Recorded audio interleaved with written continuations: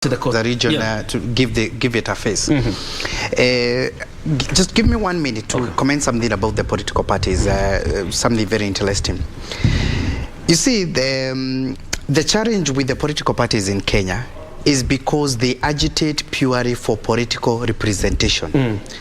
But the purpose of political parties is actually bigger than just political representation in any of the forum that is there, whether the county assembly, the Senate, or elsewhere.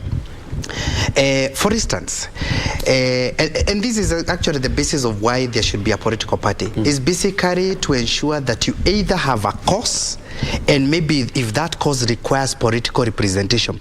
I know of countries where there are political parties that do not have political representation in any of the assemblies, but they have a cause they live for. For instance, like Kenya, women should have had a political party long time ago because they have had enough issues to agitate for.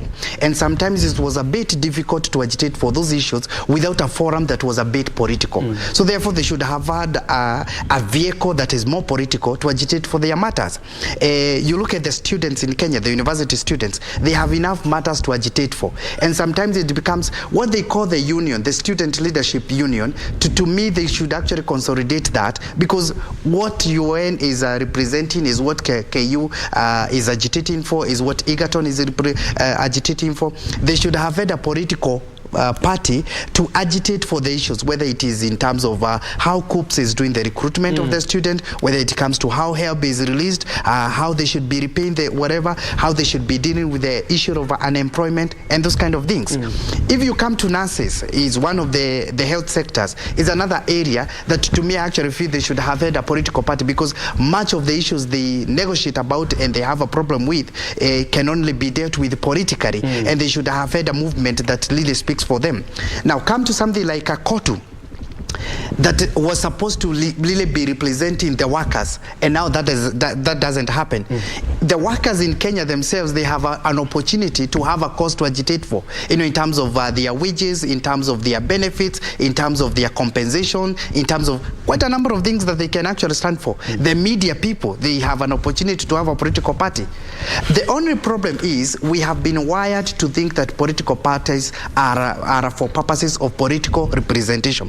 And we only realize how many they are during the election, because that's when the opportunity to have to scoop that opportunity of representation. When that doesn't happen, then it doesn't have any other purpose. So for the next 5 years, only 3 or 4 political parties will be vibrant, because they have members who are speaking as parties. The rest of the parties, in case they were not able to get members, they have nothing to discuss. And they have members contributing to... And they have members equally who are contributing to that kitty. You see the problem, and maybe my sister Jane would have an opportunity here to actually even repeal that regulation that speaks on how the political parties are funded, because it should not be on the basis of political representation. That is just one department of why political parties should actually exist.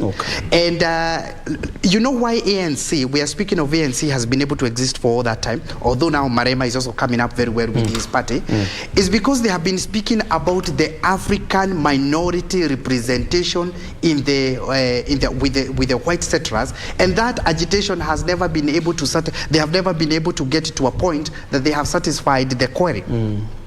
So ANC has remained very vocal on those matters, and it appears like the Freedom Party that was able to bring them from the white man to what they are able to achieve today, and there are still issues they are dealing with.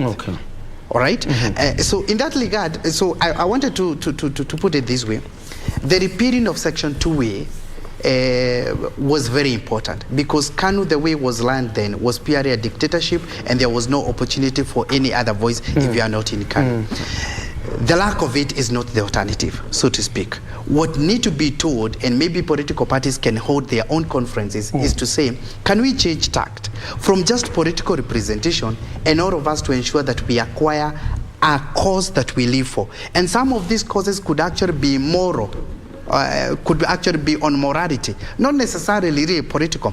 You check parties like Republicans and others, they have moral issues they also stand for. You know, on abortion matters, on LGBTQ, they take a position on that one. On tax is a big issue that they discuss in America, and every party have a position around that. So even here, the political parties that we have, they can also see the need to take a course. A Ghana party that is represented here can say, going to the future, we will champion the rights of the students in this country, or we will champion the rights of Christians in this country, or we will champion the rights of women in this country. And that is an enough cause. They might not even have political representation, but they can actually be speaking about that, because that is quite something. But the recommendation, yes, very quickly on coming to this. Coast as a region is shrinking from the face of the country politically further and further. Really? Oh yes. If you see the three phases that we had, 2 terms governors in the entire, in Kware, in Mombasa, in Kilifi, and a 1-term governor in Lamu, and the other one in Taita Taveta, they had an opportunity to put that as a force.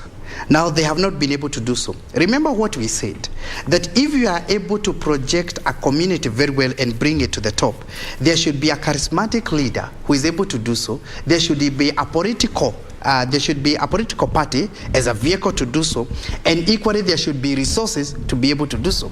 Now let's use that to examine what it is now in Mombasa. All right? The deputy governor who has assumed office, or who will assume office as now the new governor-elect of Kilifi, is a little known. Same thing applies to Kilifi. Mungaro has been there, but again, not really a very national face that you would really recognize, even compared to Kingi. The same thing is about to happen to Mombasa when they hold the gubernatorial elections. I mean, the 3 candidates who are competing, nobody can be compared with Joe in terms of national stature. The same thing applies to Taita Taveta.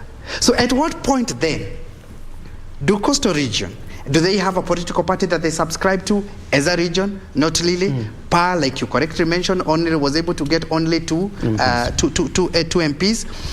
No senator, no governor, no nothing beyond that. Who is that charismatic leader who is able to champion that at the moment? Nobody. And unless Joho will be able to continue that if they take government in Azimio. So where does that leave Coast? Still disintegrated.